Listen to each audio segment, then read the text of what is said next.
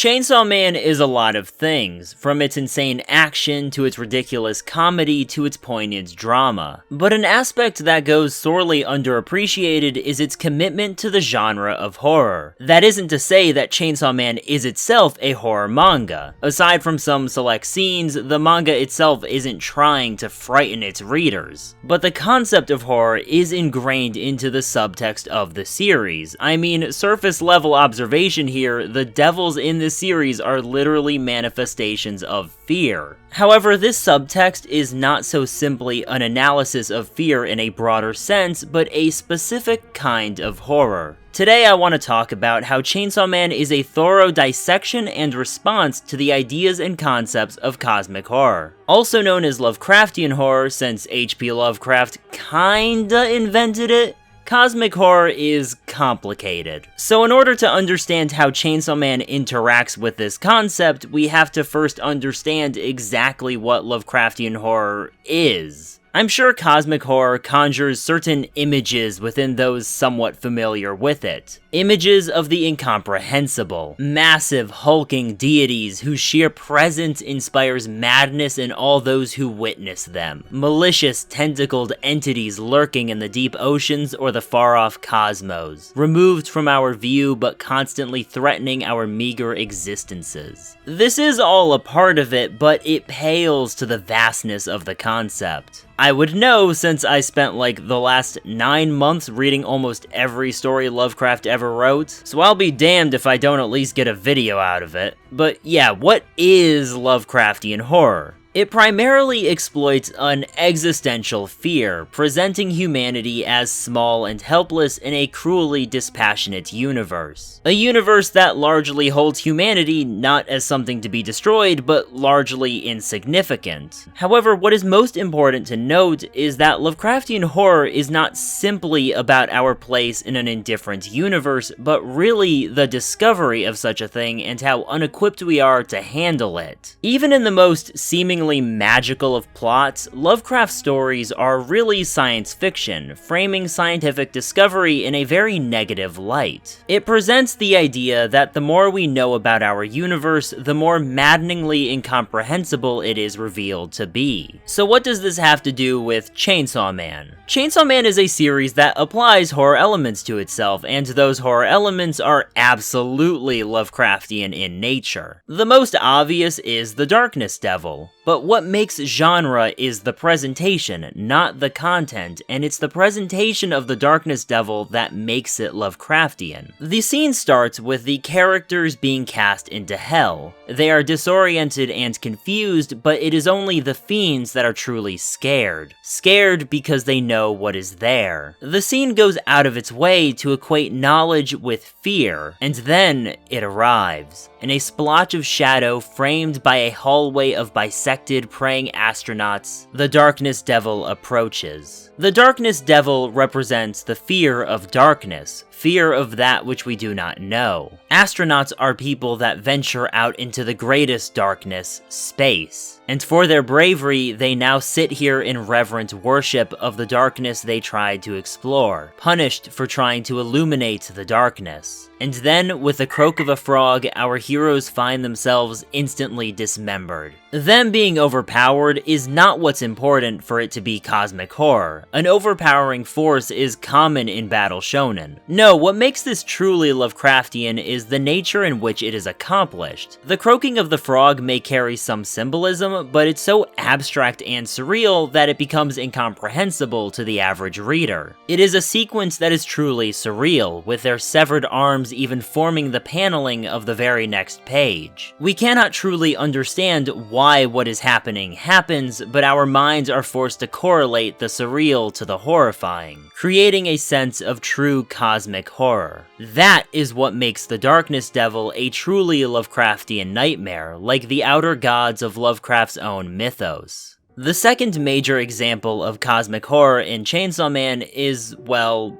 Chainsaw Man. Just the concept of Chainsaw Man, a being that can erase concepts from existence and thus people's memories, is a great start. But remember, it's presentation that matters. In the scene where this is explained to us, it is done so through Makima expositing to Kishibe. Because of this, we're in his position, hearing all of this for the first time, and then, once the ability is explained, right after is where the magic happens. Makima questions if Kishibe remembers the Nazis, and through his reaction, he clearly doesn't. She then lists a bunch of other things, some that actually exist and some that are complete fabrications for the sake of this scene. The ones that we are familiar with are effective at showing us how the ability works, while the ones that are made up are designed to give the readers the same sense of uneasiness and discomfort that Kishibe is experiencing. And she keeps going. The sixth sense that all humans used to have, the light of a particular star that would break children's minds. 4 possible conclusions other than death at the end of living beings' lifespans. Each one of these on its own is perfect for the subject of a cosmic horror story. In fact, the Lovecraft story from 1918 Polaris is literally about an evil star that drives a man insane. But such things are mere afterthoughts to the power of Chainsaw Man. The idea that something so important or impactful to one's life could simply disappear from existence and we wouldn't even be aware that it happened. In both presentation and concept, the Chainsaw Devil is one of the single most creative examples of Lovecraftian horror in recent times. And there are a ton of smaller examples of cosmic horror in Chainsaw Man that I can think of, but that's not really the point. While Chainsaw Man is a story that employs cosmic horror decently often, the story itself is not an example of cosmic horror. To illustrate my point, I want to read out an excerpt from what is probably Lovecraft's most famous story, The Call of Cthulhu. The very first paragraph goes as such.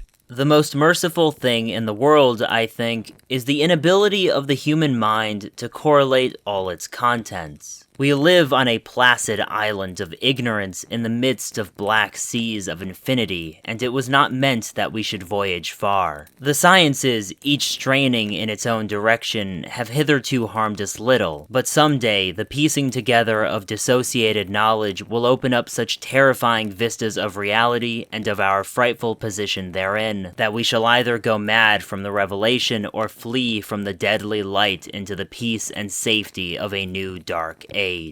This passage is, in my opinion, the thesis of cosmic horror in its entirety. Cosmic horror is not just higher beings intruding on our lives, or monsters that have escaped our perception, but our understanding of the universe itself. How limited it is, and how it is better off that way. It's a pretty nihilistic viewpoint when you get down to it. Basically saying that everything is so ultimately pointless that we're better off blind from those harsh truths so that we can maintain our peace of mind. This idea can be briefly summed up in the common phrase, ignorance is bliss, and this is a phrase that Chainsaw Man references a few times through the character of Quan Chi, and the ideas of the phrase are ever present in the story. A good example is when Kishibe wants to be blindfolded so he doesn't have to see Makima kill Quan Chi. However, no one embodies these ideas like the protagonist of the story, Denji himself. He spends the entire story happy to be led around by the nose as long as his efforts get him the short-sighted affections and material pleasures that he desires, even going so far as to let himself be Makima's dog because that is easier than making choices. Even when he is confronted with the consequences of his willing ignorance, he becomes absorbed by the prospect of his newfound fame and all it could feasibly present to him. He wants to drown himself in that faux happiness because it's far easier than actually living with the results of his actions. But he's ultimately wrong